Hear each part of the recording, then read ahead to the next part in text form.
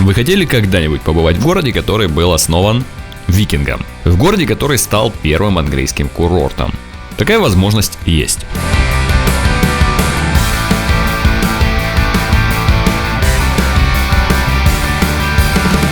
Друзья, всем привет! Сегодня мы приехали с вами в Скарборо. Это город в северном Йоркшире, на берегу Северного моря, Великобритания. И сегодня мы смотрим Скарборо колледж. Если вы не знаете, что такое Скарборо, то обязательно смотрите этот выпуск. Сегодня мы с вами познакомимся с городом и, собственно говоря, с британским колледжем Скарборо. Сразу же, вот мне что нравится, в Англии во многих городах, когда приезжаешь, сразу же есть карты, можно посмотреть, где что находится. Вот я только вышел с вокзала, вот он вокзал у нас. Такой милый небольшой вокзальчик. И здесь уже есть карта.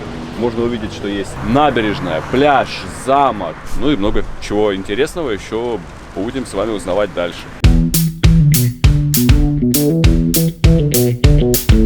Скарборо – курортный город на берегу Северного моря в Великобритании.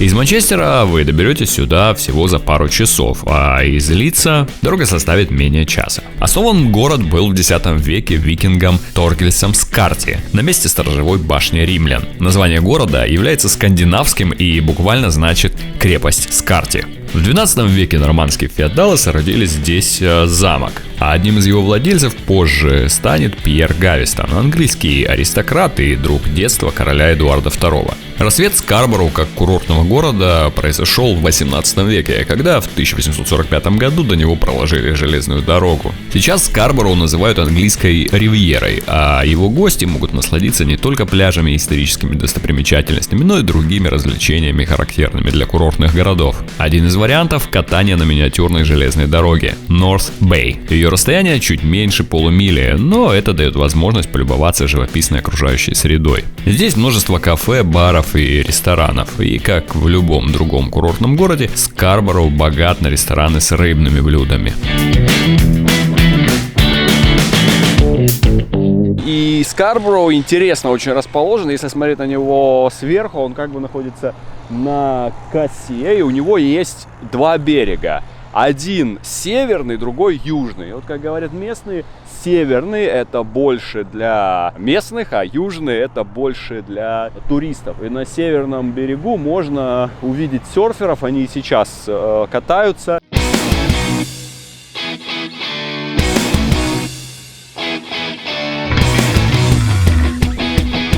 Давайте еще раз вернемся к замку. Это одна из наиболее известных достопримечательностей города. Построен он в примерно 1130 году Вильгельмом Амальским. Его также называли Толстым.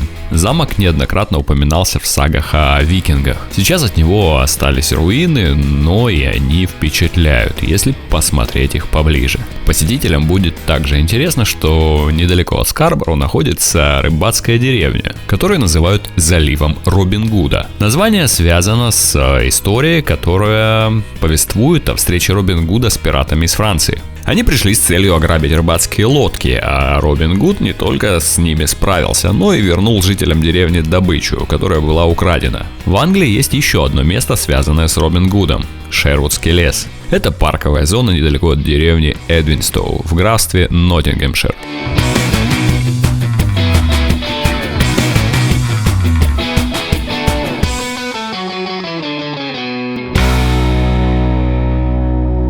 Я вышел на набережную, тут сумасшедший движняк, очень много людей с детьми, ветрено, правда. Мне сказали, что оказывается здесь выставка веселья, ярмарка веселья, там всякие карусели, качели, все тусуются и очень много детей вокруг. Прикольно то, что повсюду такой запах карамели, когда заходишь в булочную, и запах пекарни такой. Это кафе, где я взял только что кофе с пирожком. Вот это замок, которому 1000 лет, в котором мы были. Вот это отель, который строили во времена королевы Виктории. А вот это нереально классный вид. В этом курортном городе Скарбороу с пляжами и морем, с замком викингов и вкусными блюдами находится Скарбороу колледж. Школа-пансион, принимающая студентов от 11 до 18 лет. Колледж был основан в 1898 году, а открыт спустя 3 года. На сегодняшний день Скарбороу является престижной частной школой-пансионом, которая предлагает свои программы для детей и подростков вот уже более 120 лет. Выпускники из школы поступают в университеты по всему миру. Так, например, они были зачислены в университет Амстердама, Манчестерский университет, университет Ньюкасла, Йорка, университеты в Калифорнии и многие другие. Здесь готовят к образованию, связанному с медициной, психологией, архитектурой, искусством, бизнесом, и экономикой, правом. Есть у колледжа выпускники, которые сейчас учатся в Оксфорде и Королевской консерватории Бирмингема на специальности в сфере музыки.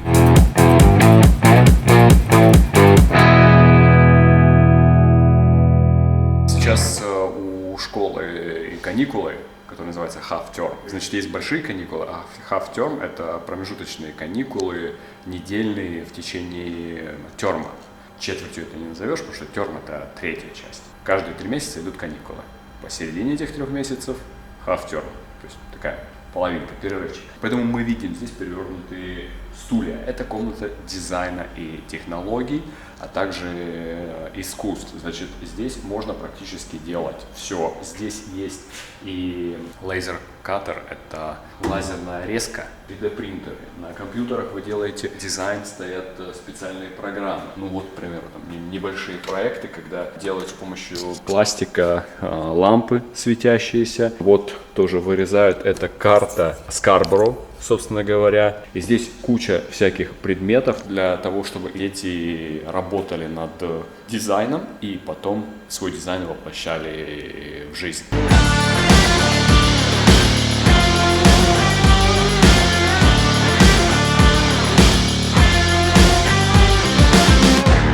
Я хочу вам показать сейчас, что такое вход в пансион, собственно говоря, вход в дом. Смотрите, вы когда заходите, у вас сразу же есть полочки вот такие для обуви, где ребята все должны оставить свою обувь, прежде чем входить. И дальше идет несколько этажей. И здесь сразу же написано, кто на месте, кто не на месте. Видите, мы видим имена, кто проживает в этом доме. Сейчас, понятное дело, что все на каникулах, и можно смотреть на имена. И здесь по именам можно сразу же увидеть разные национальности. И здесь есть Великобритания, Гонконг, Хорватия, Италия, Россия, Украина и так дальше по списку. Нигерия, Таиланд, Франция, Индия, Польша. Короче, огромное количество национальностей. Барбадос. Посмотрите на этот студенческий дом. Это просто бомба. Я узнал, сколько стоило все это делать. Это был старый дом, который конвертировали, то есть полностью провели у него реновацию и вложили сюда $5 миллионов. Представляете, да? $5 миллионов вложили, чтобы сделать тем, чем он является сейчас. И мне сказали, что это один из лучших домов для школьников в Великобритании. Вот это кухня у детей здесь. Здесь пианино такое стоит. Зоны для игры, пожалуйста. Зоны для отдыха. Камин электрический. Футбол. Пул. Там дальше зоны для, тоже просмотра всяких киношек. Опять еще дальше зоны для учебы, развлечения. Есть свой двор. Вот посмотрите, вот это все, это внутренний двор. Это все. Это здание студенческого дома. А вот это именно зал для девочек. Сюда мальчикам нельзя. Вот по сердечку мы с вами можем видеть, что это девчачья комната. Вот это вот типичная комната для девочек на одну персону. Стол, кровать. Под кроватью есть у вас место, где можно хранить вещи. Шкаф для вещей. Полки, конечно же. Ну и как многие любят говорить, что комната маленькая. Но, ребята, комната это одно, но вы посмотрите, сколько здесь зон, где дети могут отдыхать, и комната это, скажем так, место для учебы, для уединения, а так вы проводите огромное количество времени вне комнаты, где есть все для этого. Школа обладает отличной репутацией за счет того, что опирается на традиционные принципы обучения. но при этом всегда выступает за инновации. Это привело к тому, что она стала одной из первых школ в Северном Йоркшире, которая ввела международный бакалавриат, он же IB. В настоящее время эта школа является самой успешной школой IB на северо-востоке Англии. В общей сложности в течение всего года для учащихся доступно более 65 различных видов спорта, мероприятий, клубов по интересам.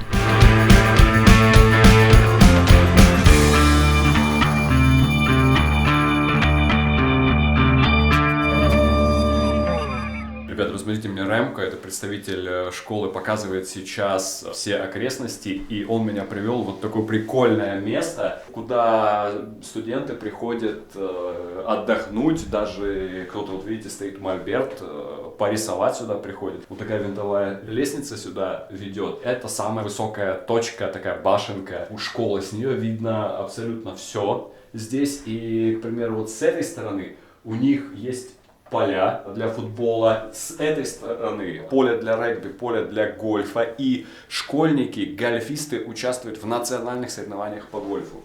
И дальше здесь есть еще поля для крикета, искусственное поле для гольфа. Do you have tennis courts?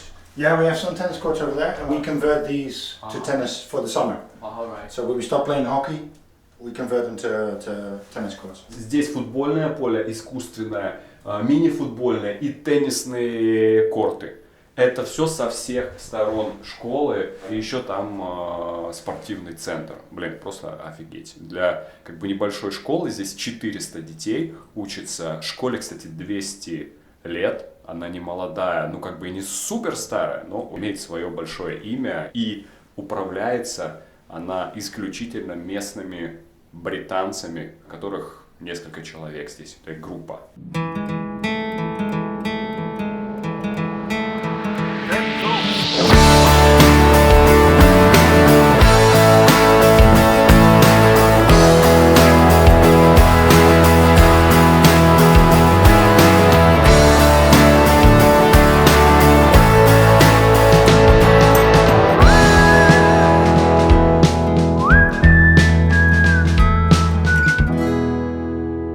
Я сейчас по береговой линии вдоль южного пляжа пошел пешком, чтобы просто посмотреть, какая длина, вообще протяженность у пляжа и береговой линии. Так вот, у меня получилось 3 километра. Я дошел до тропы, и стоят указатели, и написано, что тропа по береговой линии еще продолжается на 8 миль, то есть где-то приблизительно еще на 14 километров. И я уверен, что там дальше вот эта тропа может перейти еще в какую-нибудь, и я сейчас встретил группу велосипедистов, то есть я уверен, что они ехали где-то там, катались. Я бы сам с удовольствием здесь покатался на велосипеде, потому что все для этого располагает. Температура 15 градусов, только единственное, конечно, по берегу задувает ветер. И я видел детей купающихся, маленькие причем, мне кажется, от 5 до 10 лет. Как мне сказал Ремко, он сам, кстати, из Голландии, представитель колледжа Скарборо, здесь, значит, каждые 2 недели для детей организуется какой-то движняк, я бы так это назвал. И, ну, естественно, как бы это для детей организуется, этим же здесь занимаются и люди, которые живут здесь, которые приезжают сюда. Здесь из центра оттуда отходят лодки, которые катают людей, показывают, значит, морских котиков. Здесь есть группы, стаи морских котиков, скажем так. Мне сказали, что сюда заходят киты. Я не знаю, какие это киты, но вот здесь недалеко заходят сюда и киты. Здесь, значит, есть серфинг. Еще мне сказали, что здесь есть пещеры, и тоже организуются поездки в пещеры. Но вообще, как бы для детей организуется очень много выездов на природу, всякие вот мероприятия с водой.